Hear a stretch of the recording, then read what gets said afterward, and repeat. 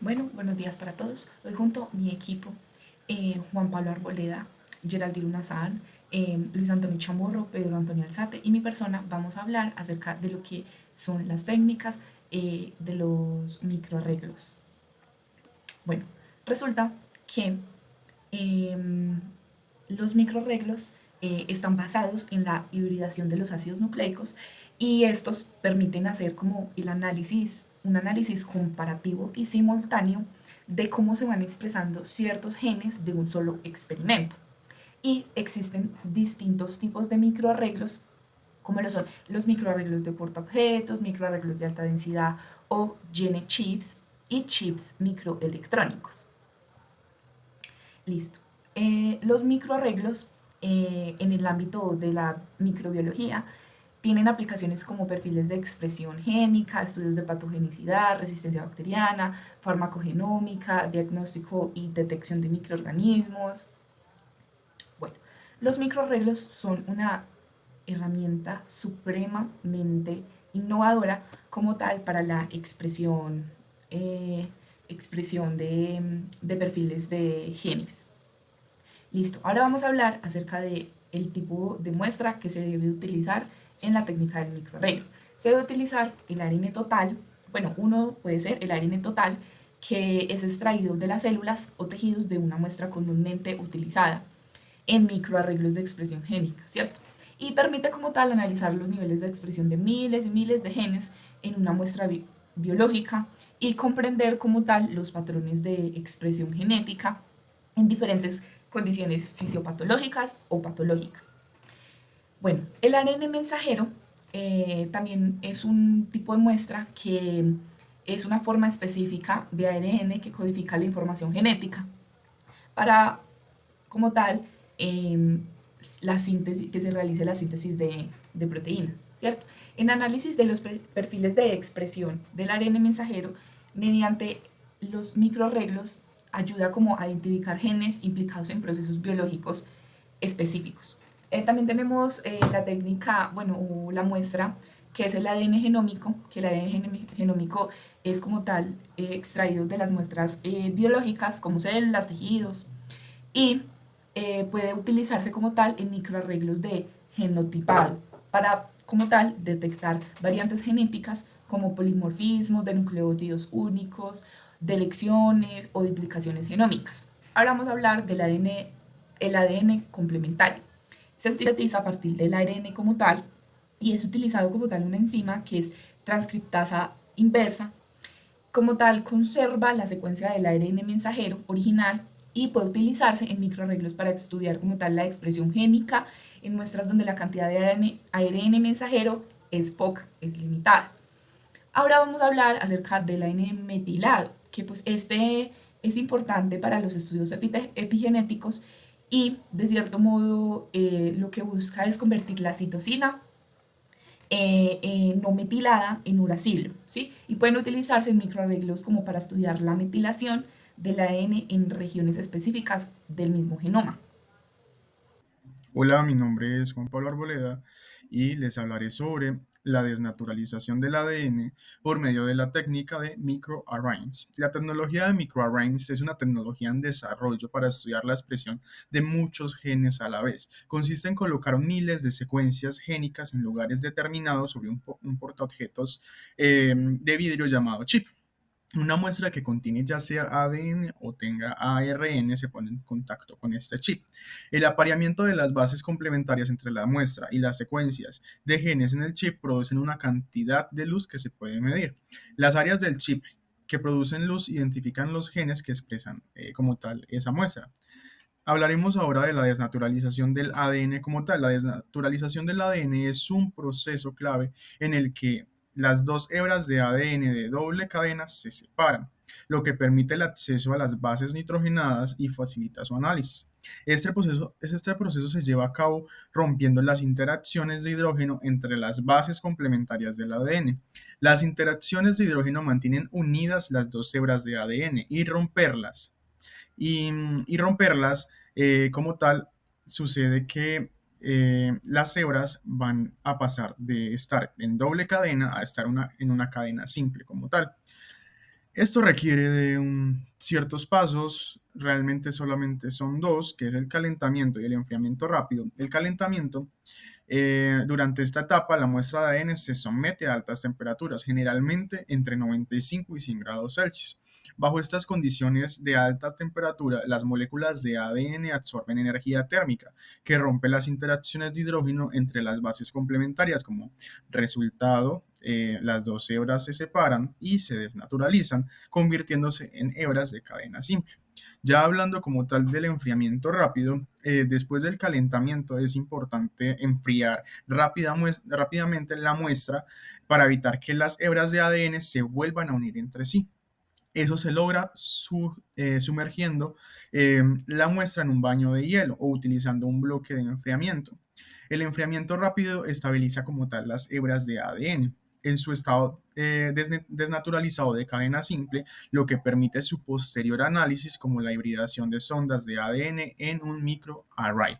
Y este sería el proceso como tal para desnaturalizar el ADN por medio de esta técnica. Estos pasos de desnaturalización del ADN son fundamentales en numerosas aplicaciones científicas y técnicas, incluyendo las preparaciones de muestras para microarrays, la secuencia de ADN y la PCR, que es la reacción a la cadena de la polimerasa, y otras técnicas de biología molecular y genética. La desnaturalización del ADN permite que las moléculas de ADN sean accesibles para la hibridación con sondas específicas o para la amplificación y análisis de secuencias específicas de interés. Entonces, ya entrando a lo que vendría siendo pues los soportes utilizados, decimos que utilizamos unos soportes de superficies sólidas, también hay matrices, geles u otros. En cuanto a las superficies sólidas, encontramos el vidrio, que es un material muy utilizado, ya que cuenta con unas propiedades ópticas favorables para la detección de esas señales fluorescentes, esas señales de fluoro. También tenemos el poliestireno, es más económico que el vidrio, pero cuenta con una menor capacidad de unión al ADN. El nylon también es otra superficie sólida que se utiliza, es resistente a altas temperaturas y productos químicos y es ideal para ciertos tipos de hibridación. Lo que vendría siendo el silicio también entra en esta categoría de superficies sólidas y es el que permite la miniaturización de los microarreglos y la integración con otros dispositivos. En cuanto a lo que vendría siendo las matrices, encontramos membranas de nitrocelulosa, son de bajo costo, pero tienen alta capacidad de unión al ADN, pero con menor flexibilidad que otras, como lo que vendría siendo unas membranas de nylon, que son también utilizadas, son más flexibles y resistentes que estas membranas de nitrocelulosa que ya les había indicado, y cuentan con una buena capacidad de unión al ADN. También encontramos los filtros de PVDF, que son resistentes a detergentes y solventes, ideales para hibridación con sondas de ADN biotinilidadas. En cuanto a los geles, encontramos agarosa o poliacrilamida. La agarosa, ya lo hemos visto que es un soporte clásico para la electroforesis de ADN, pero también se ha demostrado que es utilizado en microarreglos para el análisis de expresión génica. En cuanto a la poliacrilamida, cuenta con una mayor resolución que la agarosa y es ideal para estudios de SNPS y análisis de metilación del ADN. Y otros son los que se han venido fabricando a lo largo del tiempo, como el grafeno o los nanotúbulos de carbono, que estos materiales ofrecen una serie de ventajas, ya que cuentan con una mayor densidad de sondas y una mayor sensibilidad y pues un menor costo que los que ya les había indicado anteriormente. Entonces es importante tenerlo allí presente. Bueno, acá encontramos las imágenes de los que se utilizan acá en hacia el lado izquierdo. Encontramos lo que vendría siendo el de nylon. También encontramos acá los de vidrio y pues acá los de oligonucleótidos. Listo, ya siguiendo lo que vendría siendo las sondas utilizadas para la realización de los microarreglos, encontramos unas sondas de ADN, las cuales utilizamos oligonucleótidos, los cuales son más comunes, con una longitud de 20 a 70 bases y se sintetizan químicamente y se pueden unir covalentemente al soporte de microarray. También encontramos las ADN-C, que se obtienen a partir del ARN mensajero mediante la enzima transcriptasa inversa y son más largas que los oligonucleótidos y pueden ser más específicos. Encontramos las BACS, que son los Bacterial Artificial Chromosomes, los cuales son unos clones de ADN genómico de gran tamaño, por ahí hasta 300 kilodalton, en donde se utilizan para estudios de expresión génica a gran escala. Sondas de ARN, encontramos oligonucleótidos de ARN, los cuales se sintetizan químicamente, al igual que decíamos que los oligonucleótidos para el ADN, y se pueden unir covalente también al soporte microarray. También tenemos los RNA-C o complementary RNA, el cual se obtiene a partir del ADN mediante la enzima transcripción in vitro. En cuanto a lo que vendría siendo las ondas de proteínas, encontramos anticuerpos o aptamers. Los anticuerpos se utilizan para detectar proteínas o la muestra de interés, y los aptamers son oligonucleótidos que se unen a proteínas específicas con alta afinidad.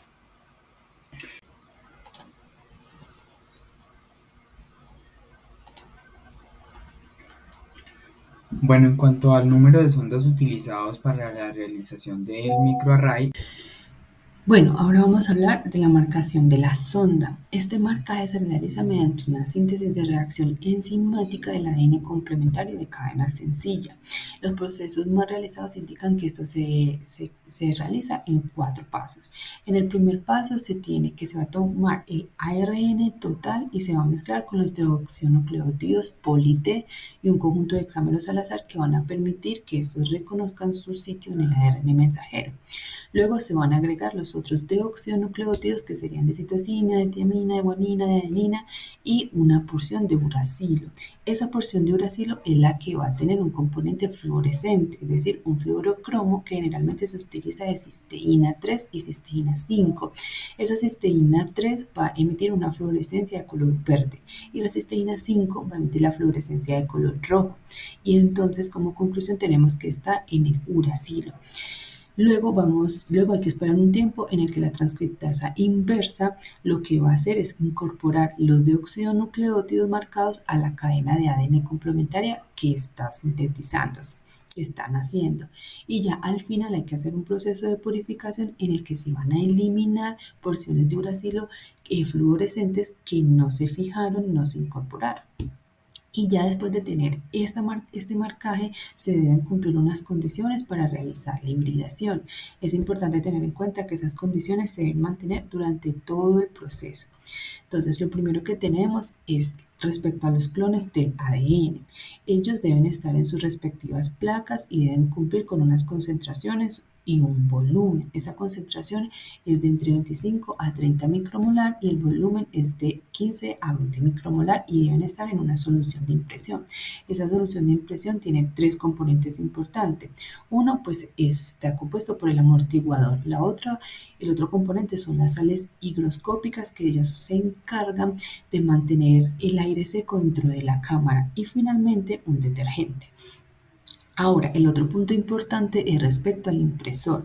Ese impresor debe estar ubicado en un lugar muy limpio, muy aislado de agentes que generen polvo y debe sobre todo tener la posibilidad de controlar la temperatura, porque esa temperatura debe mantener entre 20 a 22 grados centígrados y la humedad relativa debe estar entre el 50 y el 55%. ¿Por qué es importante estas condiciones? Y que es importante que se cumplan durante todo el proceso de hibridación por 2 puntos importantes. El primero es porque se debe evitar la evaporación de las alicuotas de la solución de ADN. Y finalmente hay que evitar o sea, que se hiperhidraten o que haya una hidratación excesiva de cada punto que ya estuvo impreso. Finalmente, después de hacer este marcaje y cumplir con estas condiciones, ya se puede pasar al proceso de revelación y de interpretación de los resultados. Listo, el siguiente punto que tenemos es la revelación e interpretación de resultados. Entonces, ¿cómo funciona este proceso en la técnica de microarreglos? Entonces tenemos que en el análisis de microarrays se utiliza la fluorescencia de las moléculas marcadas para determinar la cantidad de muestra que se ha hibridado. Cuando el microarray es excitado por un láser, las moléculas marcadas van a emitir fluorescencia. Cada celda del microarray corresponde a una sonda específica y la intensidad de la fluorescencia emitida en cada celda va a indicar el grado de hibridación entre la muestra y la sonda. Entonces, en función del grado de hibridación, las celdas del microarray adquieren diferentes colores e intensidades. Si la muestra se ha hibridado de manera significativa con la sonda, la celda va a emitir un color rojo, va a aparecer en color rojo, indicando que hay una alta expresión génica. Si la hibridación es similar entre la muestra y la sonda, la celda va a aparecer en amarillo. lo que sugiere que es una expresión génica moderada. Por otro lado, si no hay hibridación entre la muestra y la sonda, la celda aparecerá en negro, indicando una baja expresión génica o ausencia de expresión. En el caso de que la hibridación sea moderada, la celda va a aparecer en verde, representando un nivel intermedio entre. Ahora, siguiendo con nuestro análisis de los resultados en una prueba de hibridación llamada microarreglos, esta va a constar de dos etapas. En primer lugar, vamos a tener al análisis estadístico, que este se va a centrar en identificar genes cuya expresión difiere significativamente entre las muestras. Se normalizan los datos para corregir variaciones experimentales, luego se aplican pruebas estadísticas para determinar la significancia de las diferencias y se corrigen los falsos positivos. Y después vamos a tener una segunda etapa que va a ser el análisis bioinformático, que asigna funciones biológicas y procesos celulares a los genes diferencialmente expresados y se van a utilizar unas bases de datos específicas para este tipo de análisis. Y estas construyen unas redes de interacción génica y se visualizan los resultados para interpretar la complejidad de los procesos biológicos subyacentes a los cambios en la expresión.